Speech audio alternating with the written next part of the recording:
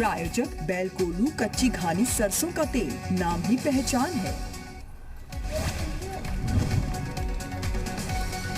पंजशीर की लड़ाई में तालिबान को भारी नुकसान, कई आतंकियों के मारे जाने का दावा। मुंहतोड़ जवाब मिलने पर तालिबान ने छेड़ा शांति राग, रेजिडेंस फोर्स से शांति के साथ मुद्दे सुलझाने की अपील।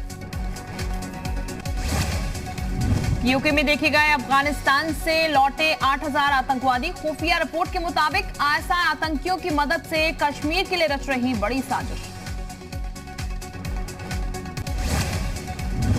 आज से स्लोवेनिया, क्रोएशिया और डेनमार्क के 4 दिवसीय दौरे पर विदेश मंत्री एस जयशंकर द्विपक्षीय संबंधों को बढ़ावा देने और यूरोपीय संघ के साथ भारत के सहयोग को और मजबूत करने पर करेंगे चर्चा। सीएम योगी आज बुजुर्गों को देंगे सौगात, वृद्धावस्था पेंशन योजना के तहत लाभार्थियों को 836 करोड़ रुपए से ज्यादा ऑनलाइन करेंगे ट्रांसफर, 55 लाख से ज्यादा लाभार्थियों को होगा फायदा। यूपी में बीजेपी ओबीसी मोर्चा अयोध्या से करेगा जनसंपर्क अभियान का आगाज, राज्य स्तर पर किया गया 32 टीमों का गठन, यूपी के सभी 75 जिलों में होगा आयोजन।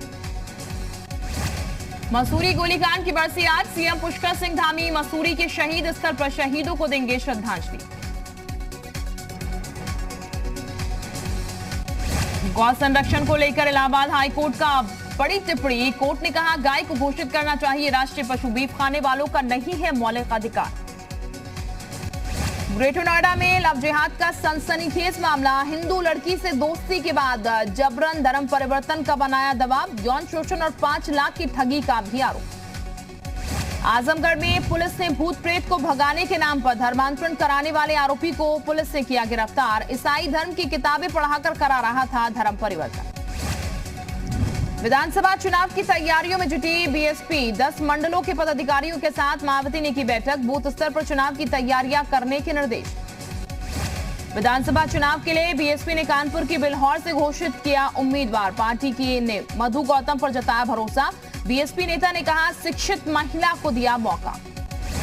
हरदोई में अखिलेश यादव ने बीजेपी पर बोला हमला, कहा बीजेपी सबसे बड़ी साजिश रचने वाली पार्टी है।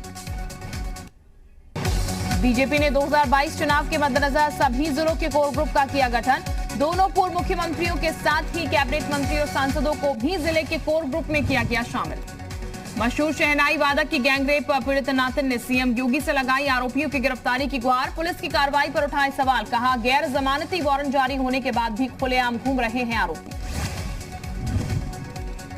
ग्रेटर नोएडा में 3 साल पुराने हत्याकांड का खुलासा, हत्या के बाद पत्नी और 2 बच्चों के शव घर में कर दिए गए थे दफन, बेडरूम में खुदाई के बाद कंकाल बरामद, प्यार में दिया था वारदात को अंजाम।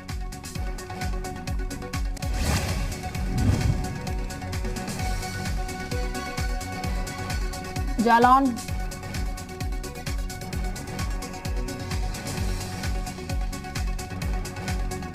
देहरादून में बीजेपी की कोर ग्रुप की बैठक, देवभूमि में 2022 के लिए तैयारियां तेज।